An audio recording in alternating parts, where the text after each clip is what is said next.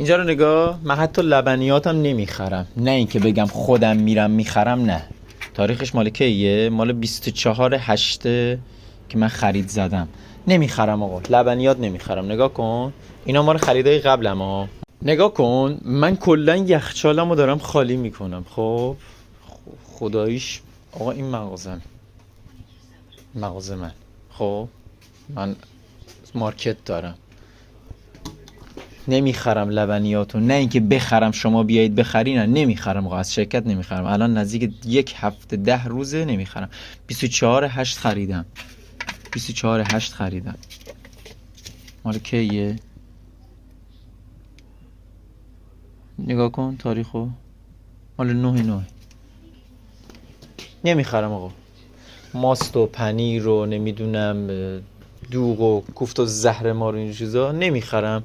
من نمیخرم، شما هم نخرید. تخم مرغ تو 1 هفته 2000 تومان رفت والا. خب الان آقا من اینو اگه الان هر جوری اینو بفروشم، هفته بعدش بعدم با دوره گرونتر بخرم. شماها نخرید. نگاه کن، انجیر کیلوی 1,450,000 تومان.